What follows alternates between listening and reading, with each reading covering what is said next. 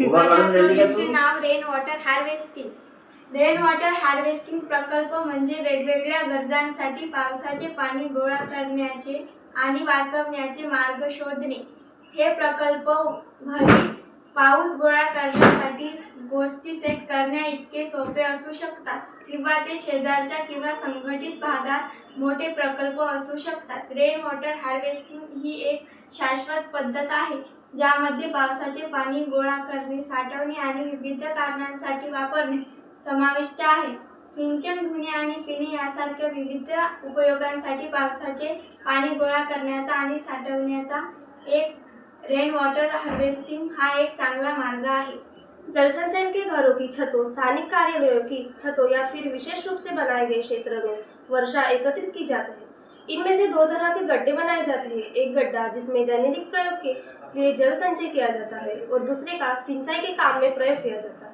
वर्षा जल संचयन के कई लाभ हैं। यह बाढ़ को कम करने में, भूजल संसाधनों के रिचार्ज करना और सूखे के दौरान एक वैकल्पिक जल स्रोत प्रदान करने में मदद कर सकता है। यह जल संरक्षण का भी एक स्थायी और पर्यावरण के अनुकूल तरीका भी है।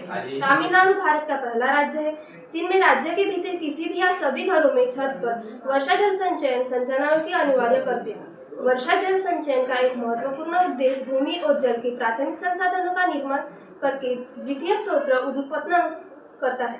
इसके अलावा गर्मी में मौसम के राजस्थान जैसे भारत में कुछ हिस्सों में पानी की कमी का सामना करना पड़ता है। पावसाचे पाणी वाया न घालवता ते एका ठिकाणी गोळा करणे, साठवणे आणि पुन्हा वापरण्यासाठी तयार करणे या प्रक्रियेला रेन वॉटर हार्वेस्टिंग म्हणतात। यासाठी छतावरून, उद्यानावरून किंवा रस्त्यांवरून वाहणारे पाणी पाईप्सद्वारे जमा केले जाते।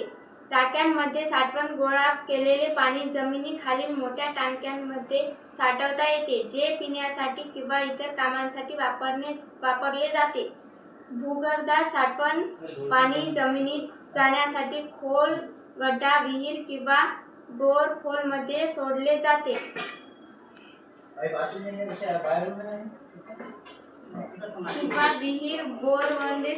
यामुळे भूजल पातळी वाढते।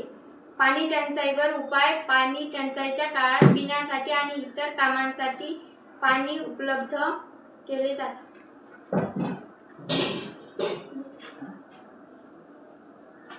Stop no.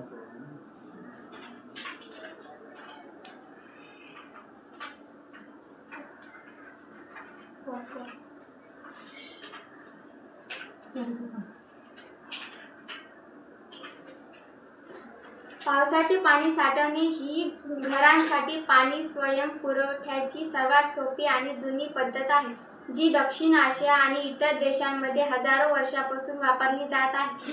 रोमन लोकसंख्या संस्कृतींनी जलवाहिनी आणि छतावरील वाहिन्यांसह व्यापक आणि संकलन प्रणाली विकसित केल्या, ज्याने आजही वापरात असलेल्या अनेक आधुनिक गटार आधारित प्रणालींसाठी पाया घातला।